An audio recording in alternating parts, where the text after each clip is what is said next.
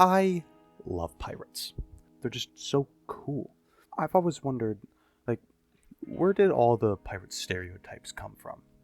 And why is Blackbeard he's one of the first pirates that you think of?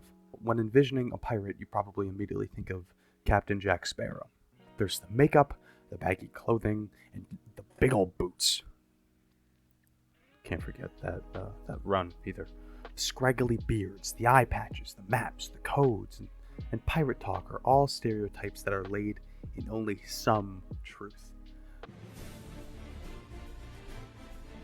When thinking of the clothing of a pirate, there's the loose shirts, there's the bandanas, and the scarf around the waist, just like Jack Sparrow, when in reality, they wore loose pants that were cut off at the knee, along with blouses that reached their thighs. Wooden appendages were real, they were a real thing. They just were much less common than people think. The lack of proper health care would make amputations pretty life-threatening. These stereotypes of pirate clothing, they come from the depictions of pirates made by the American artist Howard Pyle, as well as the 1950 film Treasure Island. Treasure Island seems to be the culprit for a lot of stigma surrounding pirates. Pirate talk is one of the more obvious stereotypes. Words like arg and matey were never actually used. And unfortunately, pirates never really had their timber shiver. These sayings originated from the 1883 novel by Robert Louis Stevenson, Treasure Island. The accent came from the 1950 film, where the actor Robert Newton, portraying Long John Silver, he used his exaggerated West Country accent. Buried treasure was much rarer than you think it would be. Pirates didn't want to risk losing their silver and their gold to the shifting tides and the eroding sands. And pirate booty was more commonly made up of sails, rigging for the ship, timber, furs, spices, medical supplies. Pirates were kleptomaniacs, basically. The ships that they used, they weren't these great galleons. They weren't these giant frigates. They were much smaller, and their codes were a lot more than just parlay and walk the plank. Keel hauling was a much more common and much worse punishment. Throw someone overboard, and you run them over with a ship. And you pray that you drown before the barnacles rip you to shreds. Pirate fights in pop culture are surprisingly historically accurate. You got your blunderbuss, you got your cutlass, you got your cannons with your chain shot, grape shot, and your run-of-the-mill cannonballs. But all these weapons and all these stereotypes weren't reserved only for pirates, but for privateers as well.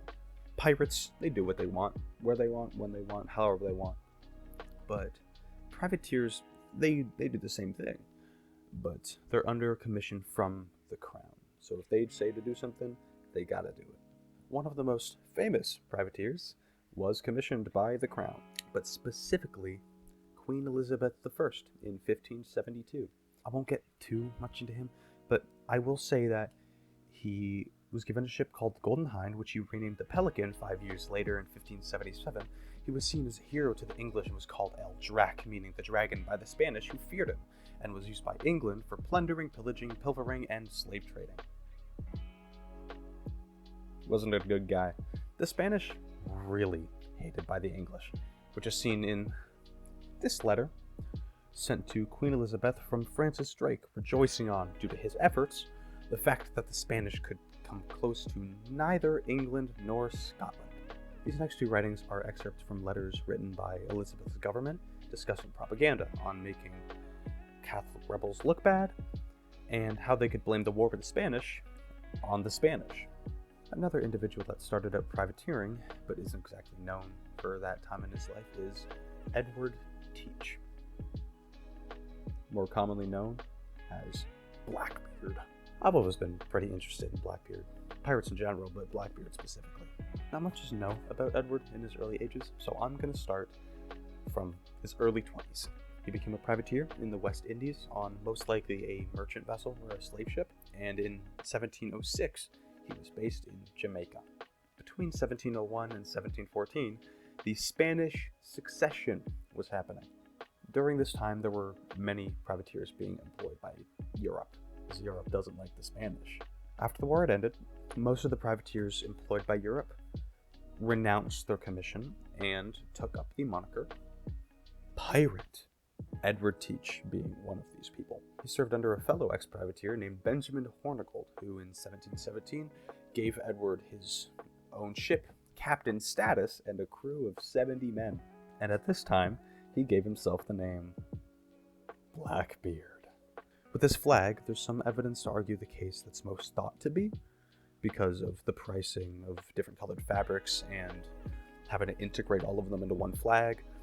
But his flag was thought to be a horned skeleton on a black background holding an hourglass to signify like your time is up, with a spear piercing a heart. One of his voyages, he came across a man named Stede Bonnet, the gentleman pirate. He owned a plantation in Barbados. What a gentleman. Blackbeard took Bonnet's ship, the Revenge, and named it later, years later, Queen Anne's Revenge, which is known to be Blackbeard's ship. After joining them, Bonnet, along with Hornigold and Blackbeard, captured a French vessel that went by the name La Concorde. Blackbeard only had like a 2-year-long reign. He sailed across and tormented the American eastern seaboard and the Caribbean. In May 1718, a warrant was put out for his arrest. 100 pounds, dead or alive. And then came Lieutenant Robert Maynard of the HMS Pearl. He was sent to deal with Blackbeard. They crossed each other's paths at Ocracoke Inlet. As their crews battled each other, Maynard managed to overthrow and defeat Blackbeard, and as proof of his defeat, he requested that the crew of the Pearl remove Teach's head.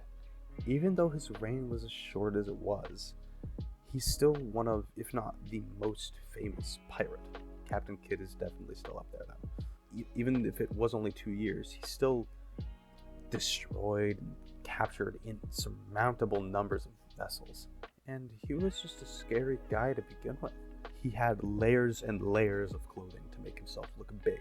He had a long black beard, and he twisted it with ribbons and like small tails of animals. And he had a sling over his shoulders that carried 3 separate pistols. All depictions of Blackbeard, also shown with like smoke rising from the side of his head. And this is because he placed lit matches under his hat to make him seem like the devil. His notoriety comes from his image. His infamy comes from just how terrifying and memorable he was. Pirates and privateers weren't very different, and they have stereotypes attributed to them. Just like all things, there are stereotypes everywhere, and it's up to us to shatter them. I don't want this to get deep, so I'll end it there. Thanks for watching.